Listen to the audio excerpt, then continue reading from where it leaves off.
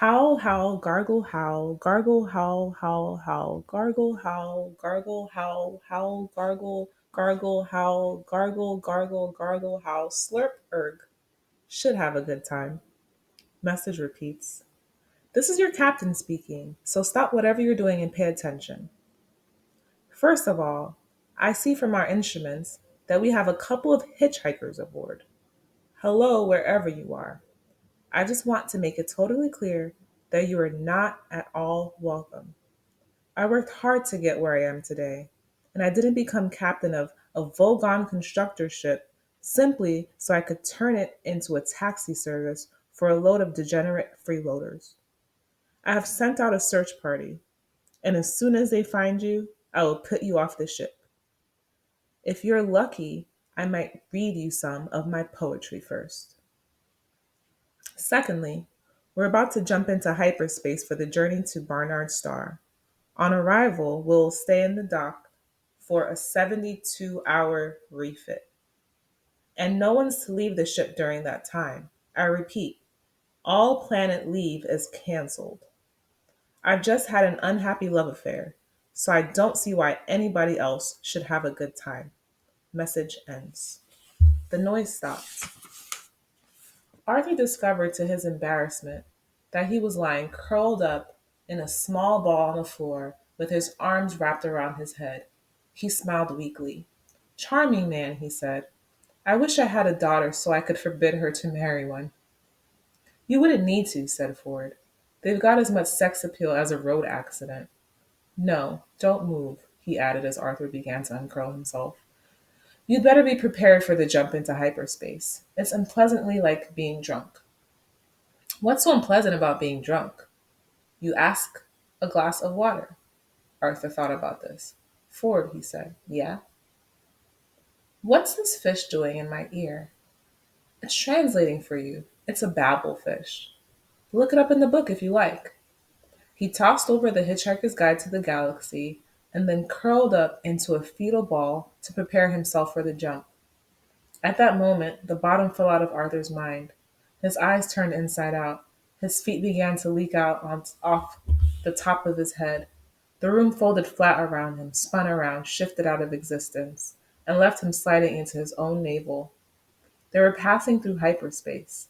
The babblefish, said the Hitchhiker's Guide to the Galaxy quietly, is small, yellow, and leech-like, and probably the oddest thing in the universe. It feeds on brainwave energy received not from its own carrier, but from those around it.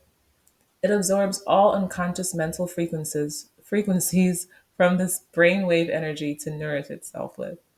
It then excretes into the mind of its carrier a telepathic matrix formed by combining the conscious thought frequencies with nerve signals picked up from the speech centers of the brain which has supplied them. The practical upshot of all this is that if you stick a babblefish in your ear, you can instantly understand anything said to you in any form of language. The speech patterns you actually hear decode the brainwave matrix, which has been fed into your mind by your babblefish. Now, it is such a bizarrely improbable coincidence that anything so mind bogglingly useful could have evolved purely by chance that some thinkers have chosen to see it as a final and clinching proof of the non existence of God.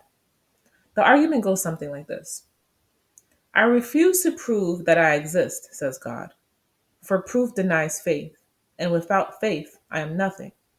But, says man, the babblefish is a dead giveaway, isn't it? It could not have evolved by chance. It proves you exist, and so therefore, by your own arguments, you don't. Oh dear, says God, I hadn't thought of that, and promptly vanishes in a puff of logic.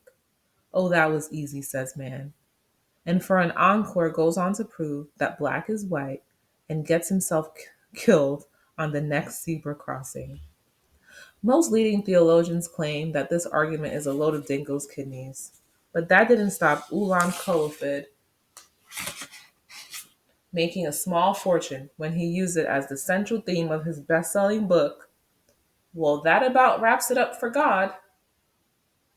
Meanwhile, the poor babblefish, by effectively removing all barriers to communication between different races and cultures, has caused more and bloodier wars than anything else in the history of creation. Arthur let out a low groan. He was horrified to discover that the kick through hyperspace hadn't killed him. He was now 6 light years from the place that the Earth would have been if it still existed. The Earth.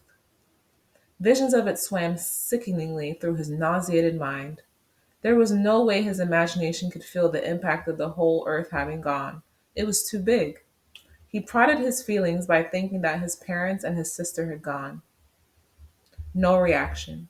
He thought of all the people he had been close to. No reaction. Then he thought of a complete stranger he had been standing behind in the queue at the supermarket 2 days before and felt a sudden stab. The supermarket was gone. Everyone in it was gone. Nelson's column had gone. Nelson's column had gone, and there would be no outcry because there was no one left to make an outcry. From now on, Nelson's column only existed in his mind. England only existed in his mind. His mind, stuck here in this dank, smelly, steel lined spaceship. A wave of claustrophobia closed in on him. England no longer existed. He'd got that. Somehow he got it. He tried again. America, he thought, has gone. He couldn't grasp it. He decided to start smaller again. New York has gone. No reaction. He'd never seriously believed it existed anyway. The dollar, he thought, has sunk forever. Slight tremor there.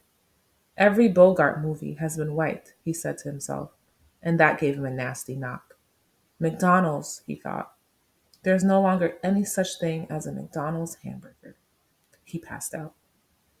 When he came round a second later, he found he was sobbing for his mother. He jerked himself violently to his feet. Ford! Ford looked up from where he was sitting in a corner humming to himself. He always found the actual traveling through space part of space traveling rather trying. Yeah, he said.